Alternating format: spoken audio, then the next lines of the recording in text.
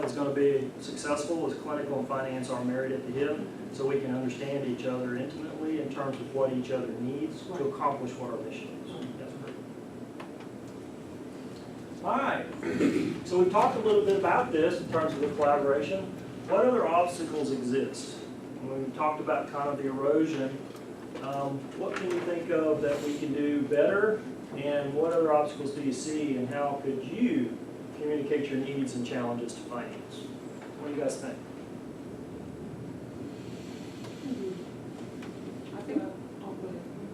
I think you said it. I think it's finance really don't understand the operation of a clinical environment. And somewhat nursing really don't understand the budgetary restrictions as it relates to finance and where the hospital truly is. So I think that marriage is so important in order for us to be able to communicate and share with them, you know, I need you to understand that we touched a patient 4,000 times in February alone just doing blood sugars. Yep. And they may not understand that. Yep. You know, they just see, well, you got a nail pad, you got your normal patients, they have, but you don't understand the number of touches to these patients Yep. and what staff it takes in order to accomplish the kind of care that we want to provide. Well, and you're exactly right, because you come at it from an LVAD standpoint. I kind of give you, and you guys know from an ortho standpoint, we get into value-based and best practice. From an orthopedic standpoint, and you probably get some orthopedics on your floor in an overflow. What's best practice around a knee or joint replacement? Get them up, get them moving. Get them up, get them moving. That takes a lot of believing to do that. That's in part why we brought in Acuity to kind of help understand those issues. Because again, you got a budget that says this, just like census does this, to your point, touch time may be doing this too around your budget. And how do we marry that up and layer that over the base budget? And we'll talk about that at the end a little bit. And I think to take Jerry's point a little bit further, in addition to that, not only so we can understand, but also so that we can find ways to get ideas. There are things that I know there are things that we could save money on, but someone who has, a finance background would really know how to go about doing it in a way that's meaningful. So it may be, for example, the lean carts that have been implemented. Lean carts are great, but there may be something that we need to say, okay, how can we maneuver this in a way that is still nursing, you can still use this, but I can show you this from a financial standpoint. If you guys use this, then you can save $10,000 this month or whatever the case may be. One of the cool things that kind of my team has been involved with are kind of one-off projects, and I go back to Ninth Ortho. We did an observational study on Ninth Ortho at Joyce's request, where we came in and literally followed a nurse for several shifts and watched and recorded everything that nurse did and how much time it took them each day. How much time was spent on direct patient care related activities for that nurse in the time of out of a 12-hour shift on average. 30% of the 12-hour shift was direct. When I say direct, either planning for, touching, and or documenting after you touch that patient related activities. The rest of the time was, quite frankly, a lot of non-value added time. Right. Something as simple as where the ice machine is located and locked, so the PST couldn't get it, so the nurse has to run down the hall and go, okay, you get in. Right? We changed that simple little thing and freed up, I think it was almost 10% of the time doing that. Right? So it's little things like that, and you're exactly right from a collaboration standpoint, how we marry those things. That's part of what, shameless plug, that's part of what my group does. If you need that help a little bit, and you and I have talked a little bit about that, we come in and from a clinical focus standpoint kind of look at those things. And that's the nice thing about having Tawana and Gwen and myself and Levi all with clinical backgrounds, kind of looking at those problems. What else? Communication? Yeah, we definitely speak a different language. We do. For sure. For Can the I second, tell you from a finance standpoint, and this is a safe place, so this is where we share that information. Sometimes a finance person feels like that there's to an extent from a finance standpoint, there's not a sense of realism about, from the clinical side, about what we're bringing to the table in terms of that. Just like finance doesn't understand, you see kind of both sides of that. So I put that out there as kind of a A good example of that this morning in my best care team meeting where I was coming from. one of the physicians in the meeting was talking about wanting to have patients have more psychological care on units, specifically in the ACUs, because he was saying that that would overall help with readmissions and that sort of thing, because patients have a lot of issues that aren't addressed. And he said, but I know from a financial standpoint, we can't afford to have this person come in and do this.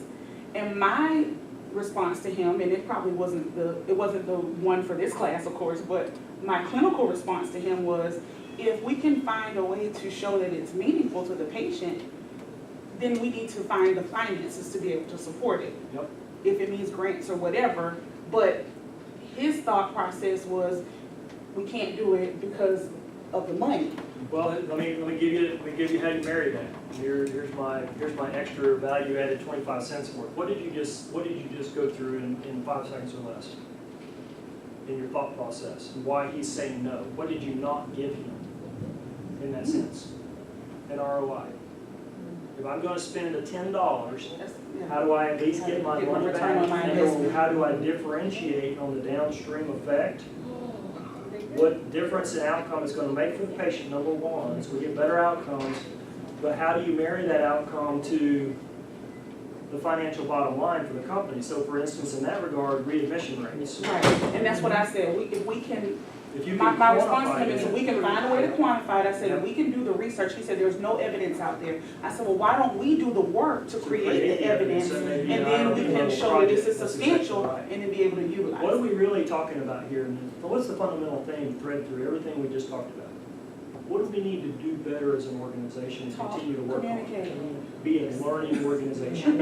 Everything we do is a learning opportunity. Everything. It may not succeed. There's going to be an aspect of acuity that's going to fall flat on its face, but what am I going to do from it as a manager?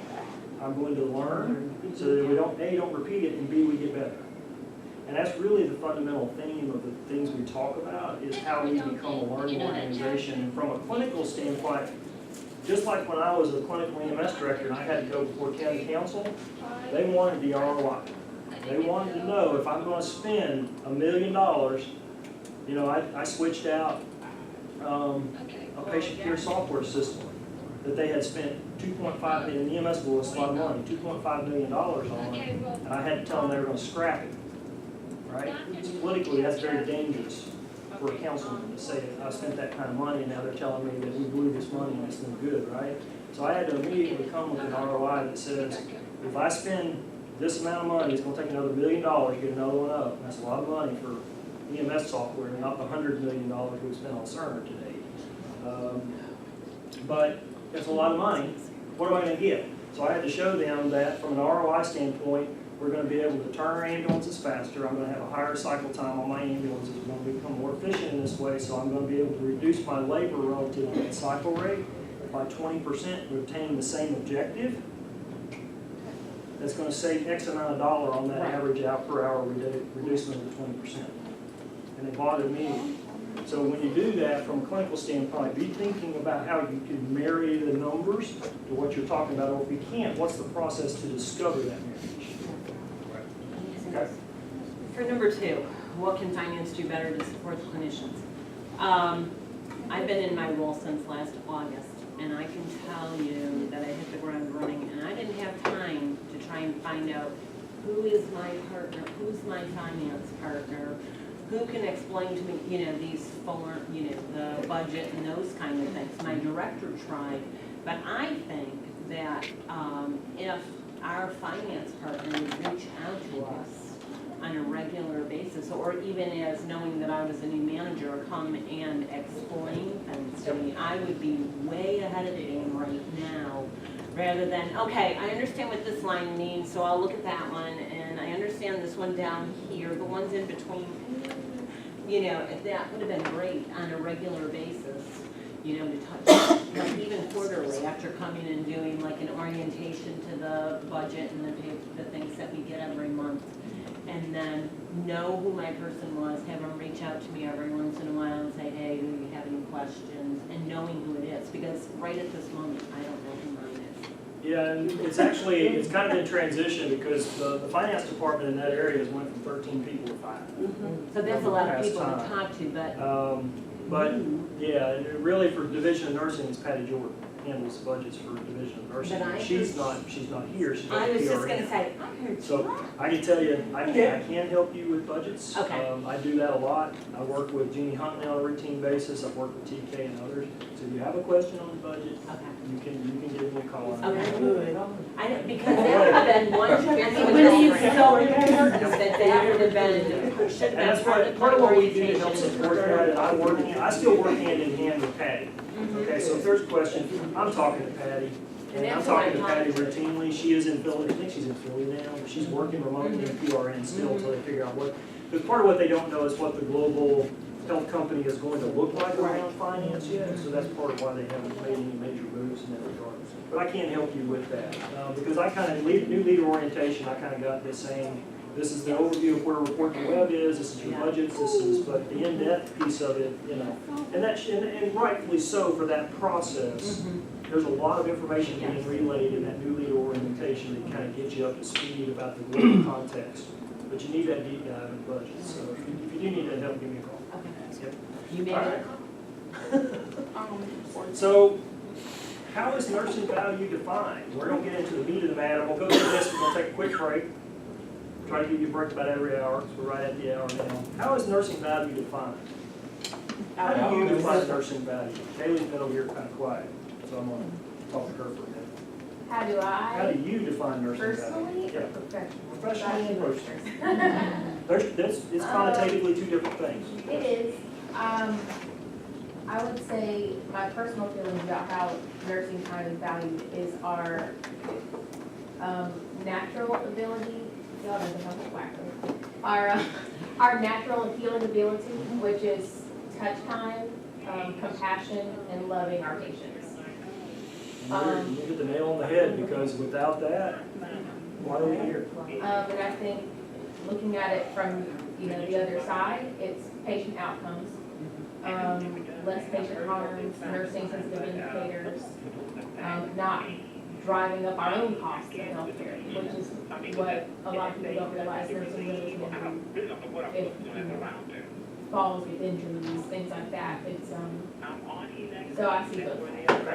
Who else? That goes hand in hand, because I feel like if you have more time to spend with your patient, Right. you're gonna, Yeah. definitely impact quality outcomes and Have better outcomes instead of outcomes. But I will say, to play devil's advocate for a moment, one of the issues here is how is nursing value defined from high performers who are leaders who think that way. Right. From a nurse on the floor, their definition of their value has really been tied into things that don't make them feel like they can do those things. So we're talking about documentation and how much time it takes to, do ABC tasks and skills. So there has to be, again, a marriage of figuring out how we can ensure that we have good outcomes and all those other things, but also give our, I was gonna say,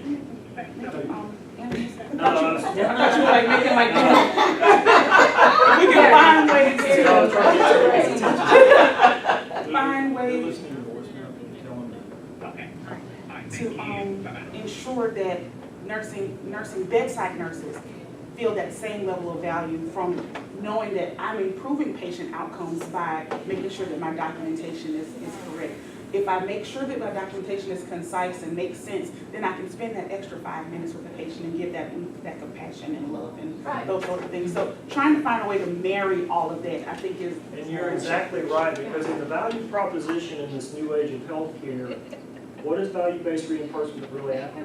Quality outpatient. Cost-effective, efficient, quality outpatient comms that are patient-focused and experience-driven, right? So we as managers, you both hit the nail on the head, because how do we translate that message and how do we live out that message on our units with respect to our interaction with the nurses and how we drive certain behaviors and activities is important, because you're exactly right. I'll give you my example as paramedic. We put 12 leads on ambulances in Greenville County in 1993. We're the first system in America to put 12 leads on our ambulances, right? So what did I do as a fairly brand new paramedic when I looked at that little Marquette brick that came on my truck? I looked at it and said, what do you expect me to do with that? That's just gonna add my time, I gotta get the patient to the hospital, because I didn't understand it, right? Now I will tell you, 20-some years later, that's one of the best things they ever put on it, period, bar none. Because I don't even wanna know how many patients I potentially injured with nitro if they had an inferior or posterior MI, and right side involvement, right? So it's little things like that, but having a manager that could sit down and explain to me the why, and that it's important, is part of that program. So that, we bring the value because fundamentally, what do we do, Kaylee? Who's touching that patient the most during their 3 days in the hospital? The nurses, right? They are the ones that are driving the experience, the safety, and the outcome fundamentally for that patient, right? Doctor's part of that team, tech's part of that team, but the nurse is laying their hands on that patient the most. How can technology be utilized to leverage identify nursing intensity? What do I mean by that? What do we just? Acuity Acuity. Exactly. Okay, haven't figured out how to make the number. Well, I can't tell you how to do that. That's the whole trick, because the trick with it in all honesty, there have been questions, kind of as a side note, what drives it? I know what drives it, but I don't, because part of it's research-based. A doctor of nursing practice did this as part of her research. That's all she does, is look at workload intensity related to ratios and outcomes, okay? And the amount of work it takes to produce that. So this is based on 65,000 plus records in her research. So part of it is proprietary, because GE did buy that proprietary part of it. So I do know about 80% of what drives it, and how, in that sense. But and I'm not trying to be unfair to nursing. What I'm trying to do is find that validated floor to start from. So if we introduce artificiality one way or the other, potentially, I won't know where to go from in that regard. And I can't help you, because what I believe, just to your point around LVADs or your point around a Cervidil patient or anything of that nature where you get these one-on-one intense duration issues, is that you do have a budget baseline that says on average the expectation is X number of hours per day per patient, right? But in fact, it's sometimes up here and sometimes down here, so the overall may in fact be here. But I can't help get it there if I don't have validated data to do that. The interesting thing is, yesterday afternoon, yesterday was first day, double ICU nurses were sitting around and looking at which patients the system picked out were the most acute. Or had the highest workload? Yes, That's what it really that is. was what they were talking about, and they didn't necessarily agree. They were discussing, how they got scored versus what their experience What was they think. taking care Yeah, of that's what the we're patient. marrying. So Yeah. I'll give you my example anecdotal on that, and how I do this managerially. Before Garmin came out, before GPS came out, I always thought that this was the quickest way to get to where I was going, right? Am I always right? Anecdotal, you got anecdotal thought, but you got professionally driven, and I'm not discounting their experience, because you got very experienced tenured nurses that are looking at this, and that's part of what we want to marry up.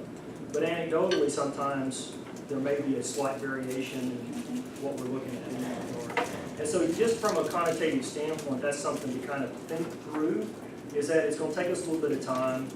And in some instances, they're going to be dead spot on, and I'm going to be able to make an adjustment because it's validated. In other instances, we're going to find that maybe we got a little bit better course of path to take in that regard.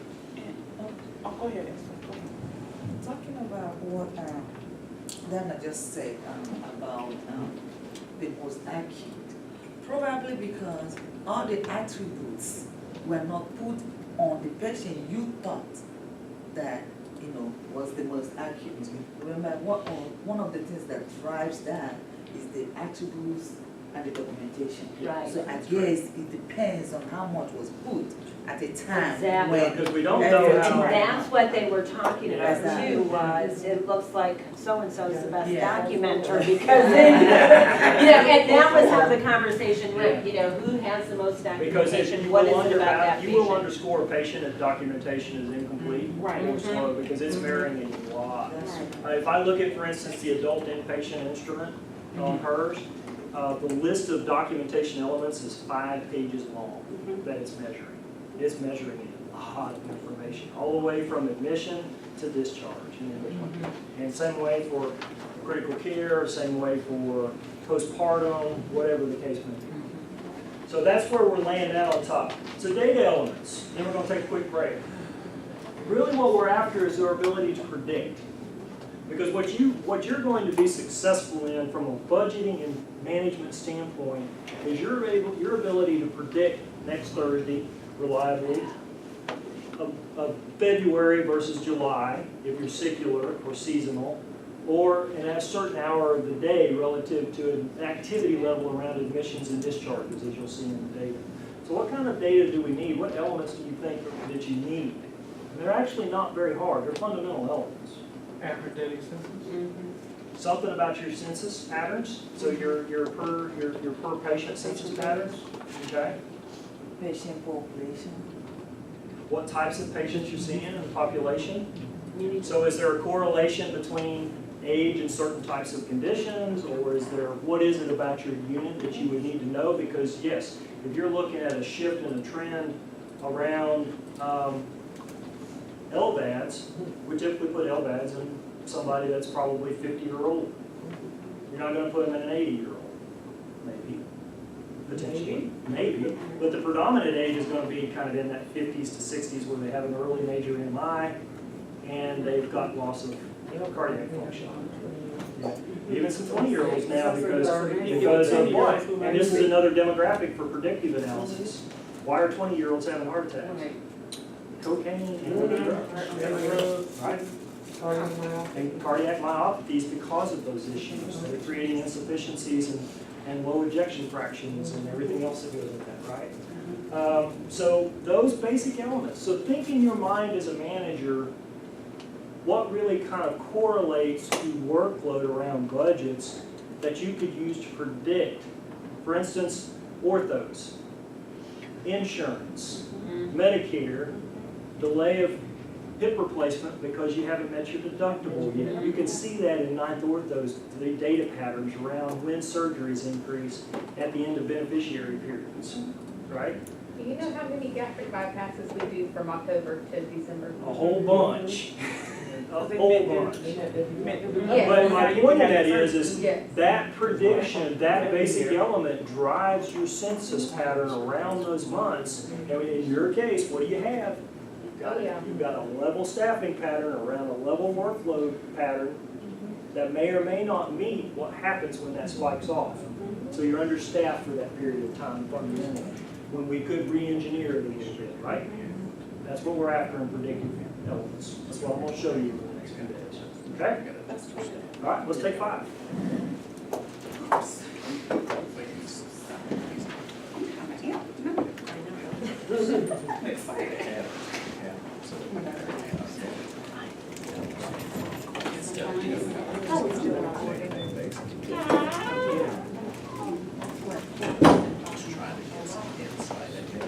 So you able to get our data since we use that tent? You able to get? I'm gonna confirm who I need to get it from. I did remember that. Probably Mickey.